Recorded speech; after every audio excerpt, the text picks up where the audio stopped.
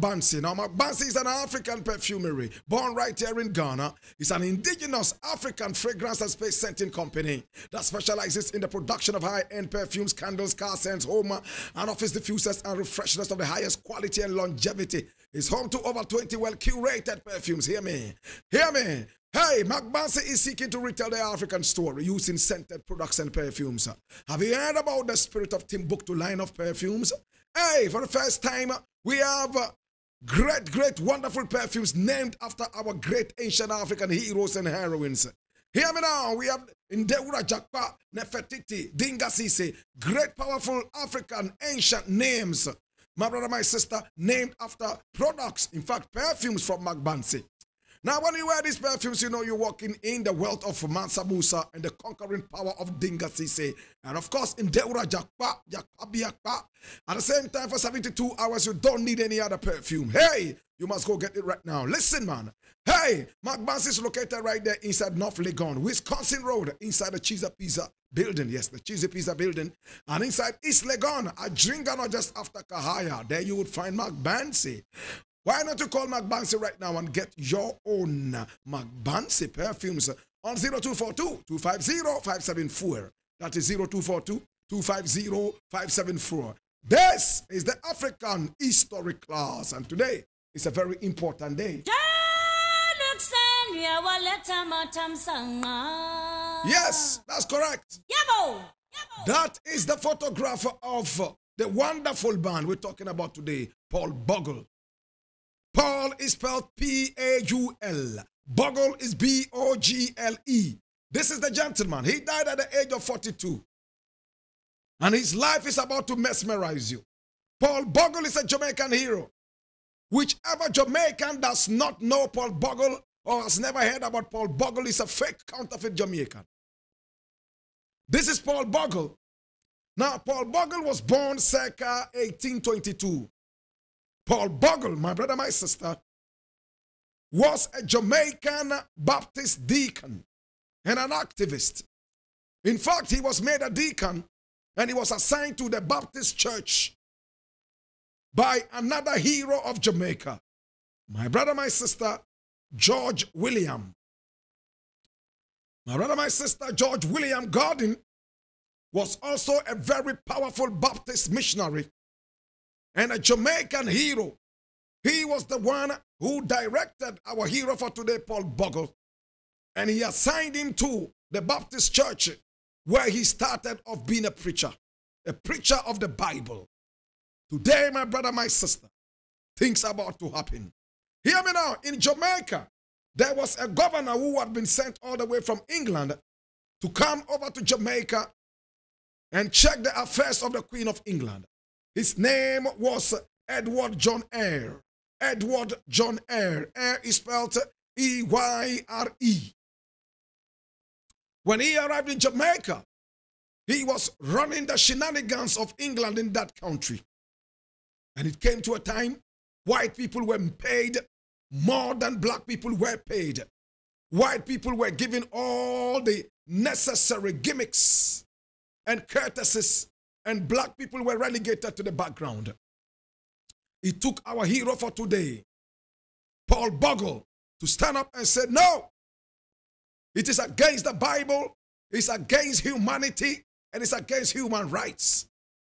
In fact, he came all the way from the Spanish town, the parish of Jamaica known as the Spanish town. My brother, my sister, he was an original Maroon by his DNA. See what happened now? Now, Paul Bogle decided that he was going to organize people to go on a demonstration. But before then, he sought an audience with the governor, Edward John Eyre, to air the grievances of black people in Jamaica.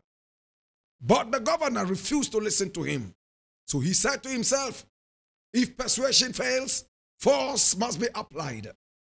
They went out on the street, my brother, my sister, and that was the beginning of what is known in history as the Morant Bay Rebellion. Morant Bay Rebellion. Morant is spelled M-O-R-A-N-T. On the 7th day of October in 1865, Our hero was only about 42 years young. Paul Bogle and some supporters killed 2 men from Stony Gut, where he himself came from. And where he had his church, he was not a poor man. In fact, he had about 500 acres of land. He was rich, but he fought for black people and for poor people in the ghettos of Jamaica and the plantations of Jamaica. Hear me now, a black man was convicted and sentenced to prison on charges of trespassing on a long abandoned plantation. Now, this plantation had never been used for a very long time. A black man decided to walk in the plantation. He was arrested and taken to court and sentenced for walking in an abandoned plantation. Paul Bogle and his people became angry. They went on the street and started rampaging. When the police appeared before them, they beat up the police and the police had to retreat. The governor sent in more police to Stony Gut to arrest Paul Bogle, but his supporters were numerous. They chased away all the police until the government of Jamaica decided on a martial law. And you know what a martial law is? Military law. All other civilian courtesies will be cut off. Soldiers would open fire on civilians. In fact, 400 black people were shot dead while the rampaging was going on. In fact, Paul Bogle was finally arrested. In fact, he gave himself in. They arrested a number of black people and he was sentenced to death by hanging. All because he fought for his people. In fact, he was sentenced to death by hanging. And when he was hanged, my brother, my sister, he was hanged on October 24, 1885 at the age of 42.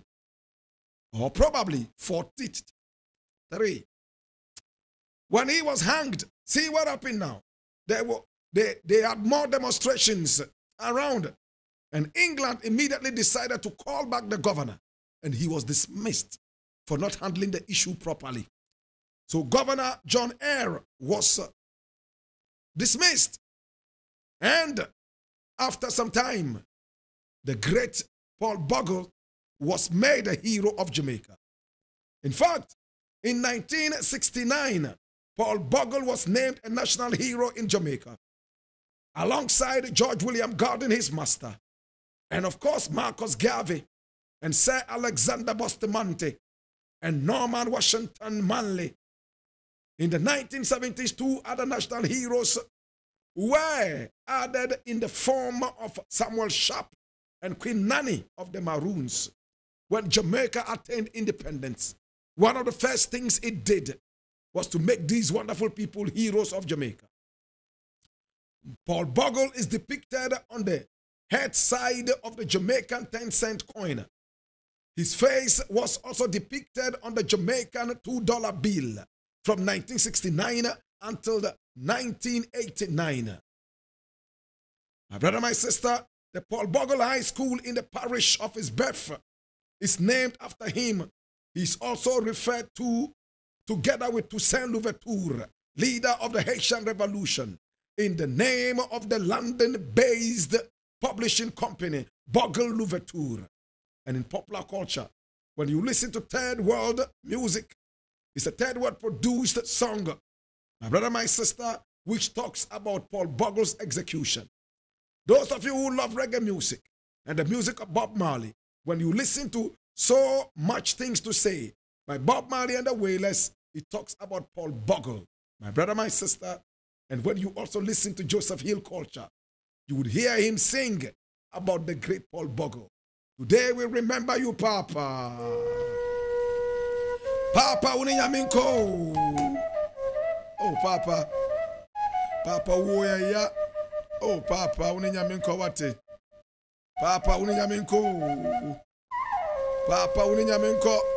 Papa Uniyaminko. Oh, Papa. Damn Fadue wate.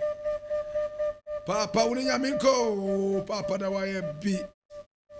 In the burden of knowledge, I ask you, now that you know what to do, now that you know the story of Paul Bogle, how he fought for the commoner in Jamaica, how he died at a very early age of 42, what would you do? Bianani o lea mini o bafe. Yenzunda ka gane me zaka yide. Ye pa bango boka ye nang. Fifi ya ye nyanu kai na wo. Bana ye ebe ye den. Lele ya jima singa be kunne. Lele ya jima singa beri. Oh. Oh. It's been the African history class.